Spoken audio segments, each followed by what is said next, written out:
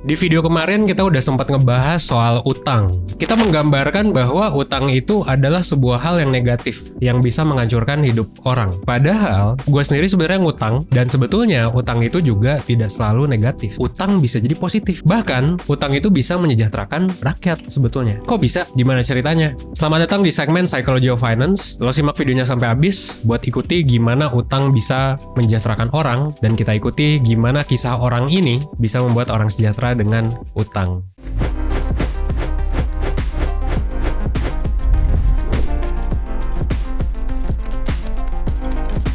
Welcome to Psychology of Finance. Perkenalkan, orang ini namanya adalah Muhammad Yunus. Dia meraih Nobel Prize di tahun 2006 karena inovasinya di mana dia itu bikin sistem kredit mikro. Jadi, kredit mikro adalah utang dengan jumlah yang kecil yang dipinjamkan kepada masyarakat kurang mampu. Dan biasanya masyarakat kurang mampu itu ya tidak perlu memberikan jaminan, dan biasanya mereka juga nggak punya jaminan kan. Terus juga mereka nggak punya pekerjaan tetap dan nggak punya riwayat kredit yang bisa diverifikasi. Kok bikin microkredit ini bikin dia bisa dapat Nobel sih? Nah, itu kan yang jadi pertanyaan. Jawaban singkat adalah karena ya inovasinya dianggap bisa mengubah dunia, bisa menyelamatkan banyak orang dari kemiskinan, dan juga memberdayakan masyarakat supaya lebih produktif. Jadi gini, kita semua, masyarakat, lu, gua, kita semua kan butuh uang ya, apalagi masyarakat kurang mampu. Mereka itu sangat butuh uang. Dan sedihnya lagi memang seperti yang gue bilang, orang miskin itu mungkin gak akan pernah bisa nabung karena ya gak ada duitnya. Buat makan sehari-hari aja susah, dan kalaupun mau side hustle juga susah gitu. Misalnya disuruh kerja lagi, kagak ada modal. Dan ini diperburuk dengan anggapan bahwa ya memang orang miskin itu beresiko gitu untuk diberikan utang. Dan ini anggapan ini terus ada sampai akhirnya memang si Muhammad Yunus ini menghasilkan inovasi. Seperti yang gue bilang di video sebelumnya, bahwa bank itu cenderung memang lebih pengen meminjamkan ke orang-orang yang menengah ke atas. Kenapa? Karena memang ya pertama lebih aman, jaminannya lebih banyak. Ya balik lagi sebenarnya ke argumen tadi, karena masyarakat yang kurang mampu itu memang gak ada jaminan, gak ada pekerjaan tetap, dan ya bisa dibilang belum ada usahanya gitu ya. Ya gimana, karena gak punya modal gitu kan. Tapi semuanya akhirnya berubah di tahun 1970-an, dimana ketika saat itu Muhammad Yunus ini keliling kampung gitu ya buat nyari tahu kenapa masyarakat itu bisa terjebak pada kemiskinan, bahkan kemiskinan ekstrim. Dan sampai akhirnya dia ketemu ibu-ibu pengrajin kursi. Terus akhirnya Bapak Muhammad Yunus ini bertanya ke ibu tersebut, "Bu, kenapa sih ibu bisa terjebak di kemiskinan ini?" Terus si ibunya cerita, "Gimana gua kagak miskin? Orang tiap gua jualan aja gua cuma dapat 2 sen cuy. Jadi mau bikin 100 bangku juga nggak bakal kaya." Dan si ibunya cerita, "Bayaran gue segitu itu tuh karena gue nggak bisa bayar bahan baku kursi yang banyak. Karena kalau banyak kan jadi murah. Sementara dia hanya bisa beli satuan. Dari mana beli satuan? Ya dari tengkulak yang udah beli banyak. Akhirnya apa? Akhirnya jadi dimahalin kan sama tengkulaknya. Dan itu adalah hal yang wajar. Ada middleman di sana gitu kan. Jadi si ibu itu bilang, gue butuh modal yang gede supaya gue bisa ya menyejahterakan kehidupan gue dan juga bisnis gue." Dan si ibunya juga bilang, kalaupun gue mau kredit nggak bisa gitu, karena memang pasti ditolak sama bank. Itu kayak gitu. Nah, percakapan itu ngasih insight ke Pak Yunus ini gitu ya, yang akhirnya dia menyimpulkan bahwa masyarakat tuh bisa lebih sejahtera loh kalau gue kasih mereka duit. Dan bukan hanya dikasih duit, tapi juga dikasih chance sebetulnya buat apply kredit. Karena kalau ngasih duit doang, kita sendiri udah tahu ya, gue udah pernah jelasin juga bahwa ngasih duit doang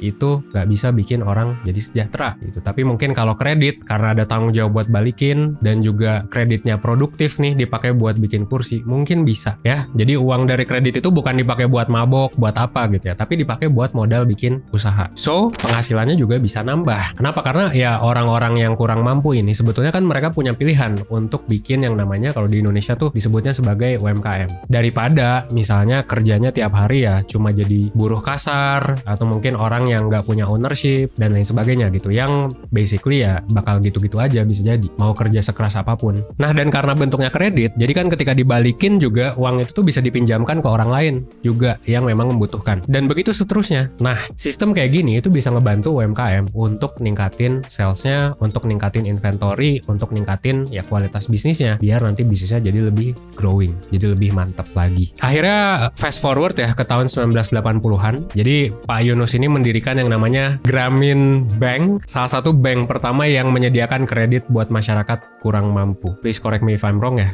soal pronunciation-nya. Bank yang Pak Yunus punya ini punya 2 model utang. Model yang pertama itu basically ya utang kayak biasa gitu ya. Jadi utangnya dalam jumlah kecil, terus dibayarnya reguler, ya biasanya kan bulanan gitu ya angsurannya. Kadang jangka waktunya juga bisa sampai tahunan. Nah, itu model yang pertama. Nah, yang unik adalah model yang kedua. Model kedua ini adalah model yang dilaksanakan secara kelompok. Jadi utangnya itu dikasih ke 5 orang di desa yang sama. 2 orang pertama itu bakal dapat uang yang pertama. Dan setelah lunas, gantianlah orang ketiga dan keempat dapat utang yang kedua. Nah, setelah lunas, baru orang terakhir yang dapat utang. Nah, ini yang unik. Kenapa unik? Karena lu jadi ke pressure cuy. Jadi orang yang nggak punya duit atau kurang mampu, kan mungkin kita bisa asumsikan literasi finansialnya rendah. Dan kemungkinan si uangnya itu dipakai buat yang enggak. Atau bahkan pengelolaan uangnya tuh kurang smart lah. Kita bisa asumsikan seperti itu ya. Nah, dengan lu minjemin ke 5 orang sekaligus, dan itu bakal jadi berurutan, si orang kedua, ketiga, keempat, kelima ini bisa mastiin ke orang yang pertama, ataupun orang yang pertama bisa mastiin ke orang yang kedua, bahwa lu tuh harus bayar utang cuy, gitu. Dan utangnya tuh harus dipakai dengan tujuan yang baik. Karena kalau nggak bisa, yang harus nanggung kerugiannya itu adalah sekelompok orang itu, gitu ya. Jadi ini keren banget sih sebenarnya menurut gue. Dan penerapan kredit mikro ini bisa dibilang cukup sukses. Jadi kalau berdasarkan data statistik, 95% orang berhasil ngelunasin utangnya, gitu ya. Total di tahun 2013, jumlah peminjam di seluruh dunia itu udah nyampe sekitar angkanya 211 juta, gitu. Meningkat lebih dari 10 kali lipat dibandingkan 16 tahun yang lalu. Jadi ini di tahun 2013. Jadi kita bisa lihat ya pertumbuhan utang yang cukup drastis, tapi juga kan sebenarnya kita bisa lihat bahwa kualitas hidup kita juga meningkat seiring berjalannya waktu. 9 sen. Oh, tidak apa-apa. Aku punya banyak uang dan tidak tahu harus kuapakan. Dan ini sangat bisa dilakukan di Indonesia, negara yang kurang lebih mirip nggak sih sama India, ya kan? Nah, pertanyaannya mungkin banyak yang skeptis gitu ya. Emang bener ya, kredit mikro itu bisa benar-benar membantu masyarakat yang kurang mampu? Kalau iya, kenapa sih sekarang memang masih banyak orang yang kurang mampu? Nah, gue akan jawab pertanyaan tersebut di section selanjutnya.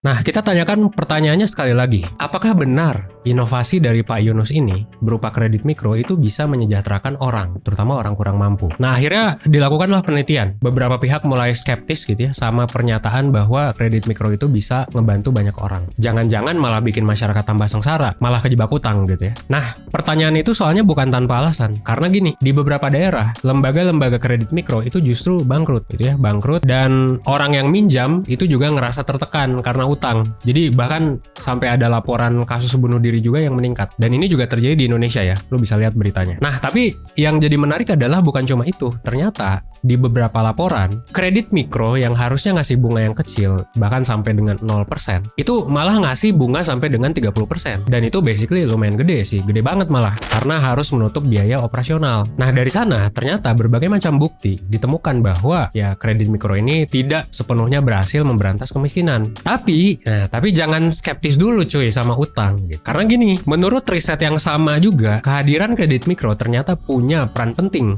buat masyarakat. Dan kredit mikro ini ternyata ngebantu masyarakat gitu ya, bukan bikin mereka tambah sengsara. Jadi salah tuh klaim bahwa dengan adanya kredit mikro orang jadi tambah sengsara. Itu salah. Kenapa bisa ngebantu masyarakat? Karena ada pergeseran. Yang awalnya tadi kan gue bilang, Pak Muhammad Yunus ini bikinnya tuh buat lu berbisnis, berwirausaha. Nah, ternyata ya yang namanya orang kurang mampu ya pasti punya kebutuhan yang banyak. Atau kalau sakit misalnya kagak bisa bayar, apa yang dilakuin? Ya ngutang.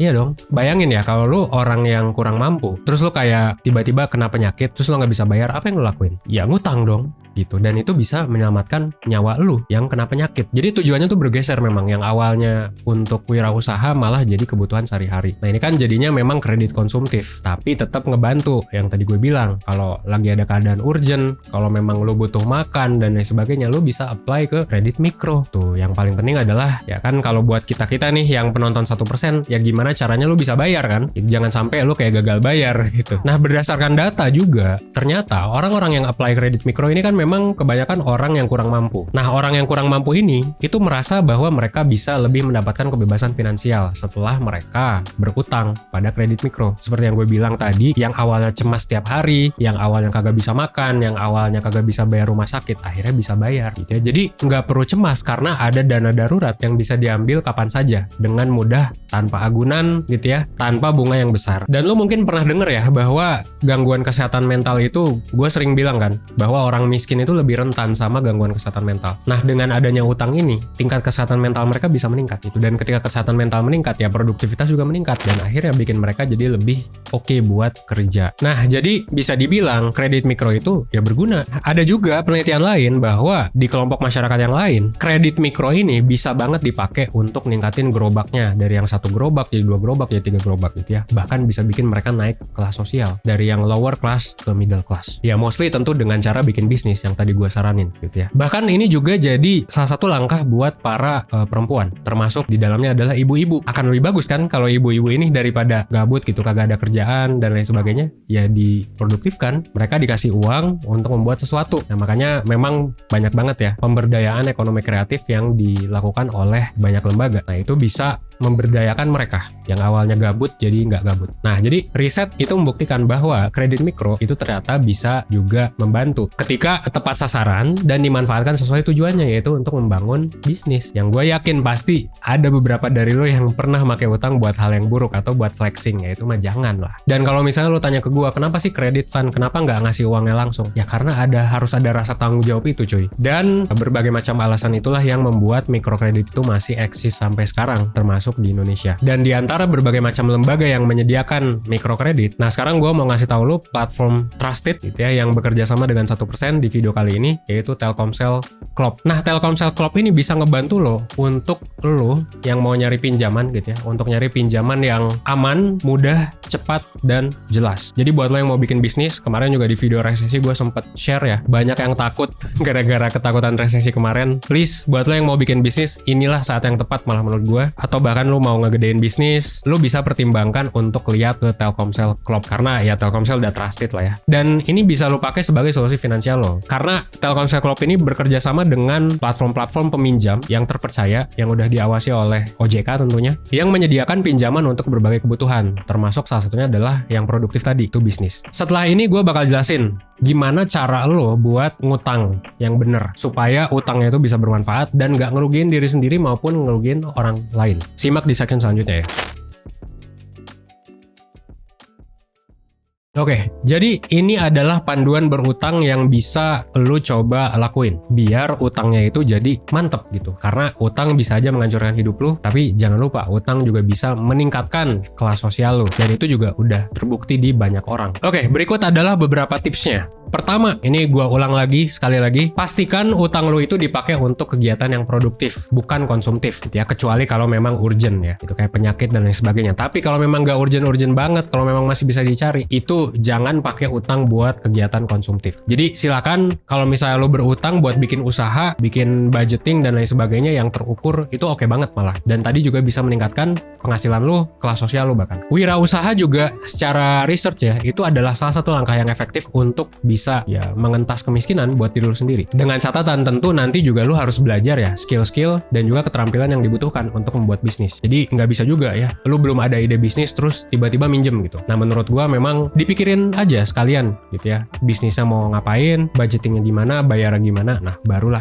berutang. Jadi untuk kegiatan produktif yang seperti itu tuh bagus. Karena gue juga sebagai founder dari SP Kolektif, yang mana di bawahnya ada brand 1%, brand ini, dan juga brand-brand lain. Ya bisnis tuh nggak segampang yang dipikirin gitu ya. Ada banyak hal-hal yang mesti dipelajarin dan ada banyak hal-hal yang mesti lo kuasai juga. Tapi kalau memang lo merasa sudah siap dan bisnisnya juga ya pinjamannya mulai dari yang kecil gitu, itu bisa banget sih untuk langsung pinjam aja untuk usaha. Dan 1% pun sampai sekarang kita tuh nggak pakai investor teman-teman. Untuk bangun 12 brand ini nih, itu kita nggak pakai investor. Jadi gue bootstrapping, gue pakai dana gue pribadi untuk membangun 1% ini sampai akhirnya kita punya revenue yang lumayan. Nah kita juga minjem cuy, gitu. Kita juga minjem buat beli mic ini, buat beli kamera, buat beli lighting dan lain sebagainya, itu kita minjem gitu semua hal ini ya. Nah jadi 1% pun minjem ya, meskipun memang kita minjem ketika kita sudah cukup besar gitu ya. Jadi dana yang dipinjam juga nggak sedikit. Tapi kita pastiin rasionya pas, gitu ya, nggak di atas 40-50%. selama masih di bawah itu dan kita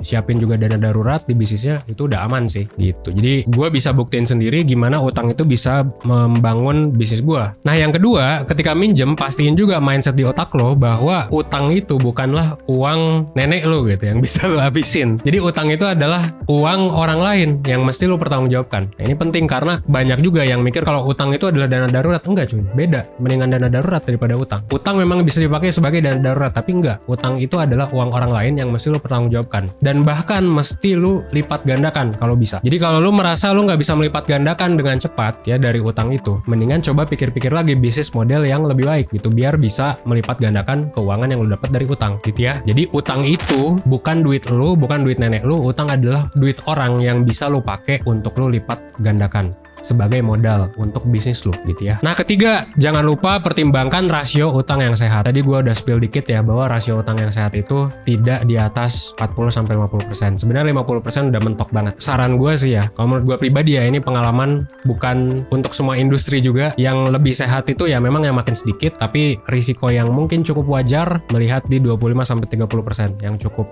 wajar itu. Dan resikonya ya bisa balance lah dengan aset yang lu punya. Jadi rasio itu adalah perbandingan antara utang yang lu ajukan dan juga aset yang lu punya itu. Gua saranin memang tidak lebih dari 50%. Nah, yang keempat, jangan lupa pilih lembaga peminjam yang resmi gitu dan terdaftar di OJK. Ya pokoknya jangan ke pinjol yang ilegal. Lo bisa lihat lah gimana akhirnya orang yang daftar pinjol dan lain sebagainya, apalagi buat kredit yang konsumtif. Wah, ribet banget. Udah itu bunganya gede banget, terus tidak dilindungi negara juga. Ya pokoknya ribet lah. Nah, makanya gue sangat menyarankan lo untuk ke Telkomsel Klop. Jadi Telkomsel Klop itu adalah marketplace yang menyediakan berbagai macam pilihan penyedia pinjaman. Nah, ini bisa lo pilih nih sesuai dengan kebutuhan lo. Mulai dari dana tunai itu ada sampai dengan kartu kredit juga ada. Jadi, semuanya ada dan yang pasti semuanya diawasi oleh OJK. Jadi lo nggak perlu khawatir sama pinjaman bodong dan ya basically Telkomsel cuy. Gue juga pakai Telkomsel by the way gitu ya. Salah satu provider yang terbesar di Indonesia mungkin bisa dibilang. Jadi trusted lah. Jadi saran gue memang ada 4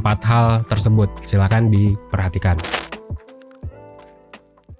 Nah, terakhir gue cuma mau bilang gitu ya bahwa lagi-lagi kisah mikrokredit ini membuktikan bahwa utang itu nggak selamanya buruk dan pasti selalu ada dua sisi gitu ya. Jadi kalau gue bahas tentang X itu buruk, X itu nggak butuh buat lo, bukan berarti hal itu selamanya buruk ya teman-teman ya. Dan sama juga ketika gue bahas hal itu baik, bukan selamanya hal itu baik. Tentu harus ada panduan dan juga ada rules-nya juga gitu. Sama seperti utang ini, ketika dipakai dengan tepat dan tepat sasaran itu bakal oke banget. Ketika dipakai dengan tidak tepat ya lo bisa rasakan sendiri dampaknya. That's why edukasi itu perlu biar kita nggak terjebak rugi karena utang. Termasuk edukasi tentang lembaga peminjam yang lu pilih. Jangan lupa pokoknya ya, cek apakah diawasi OJK atau enggak, cek bunganya, cek juga tenornya, dan lain sebagainya gitu. Itu tersedia di Telkomsel Klop. Di sana ada berbagai mitra yang ngasih berbagai macam pinjaman dan lu bisa cek di sana kredibilitasnya seperti apa. Lu bisa membandingkan langsung produk pinjaman antara satu dengan yang lain, kayak ngebandingin bunganya, tenornya gitu ya, dan limitnya juga. Itu tinggal sesuaiin aja sama kebutuhan dan tujuan lo sih. Kalau misalnya lo tertarik bisa langsung aja cek websitenya klop.co atau klik link yang ada di deskripsi kita gitu ya, atau di bio kita, tergantung di mana lo menonton ini. Tapi yang jelas ya silakan lah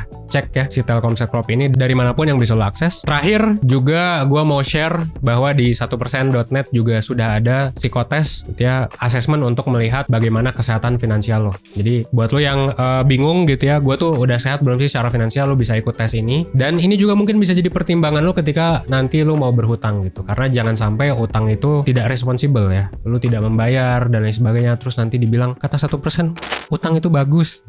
Memang betul, tapi ingat harus tepat sasaran dan harus digunakan untuk hal yang produktif. Ya semoga knowledge ini bisa ngebantu lu gitu ya. Dan buat lu yang punya pengalaman soal utang, terutama pengalaman positif, itu boleh di share di comment section. Dan ya pokoknya gua tunggulah cerita dari lu ya, yang positif selama berbulan-bulan ke depan setelah memang lu memutuskan mungkin untuk ngutang, dan tentunya dipakai untuk kegiatan yang bermanfaat gitu. Semoga nanti kita bertemu setahun ke depan lu udah naik kelas sosialnya, mungkin lu udah beli barang-barang yang lu mau gitu ya dari bisnis lu. Gue doakan lu semoga ya sampai ke fase itu. Ya seperti yang mungkin gue dan tim 1% juga sedang lakukan. Oke, akhir kata, thanks karena udah stay sampai habis. Gue Evan dari 1%, thanks.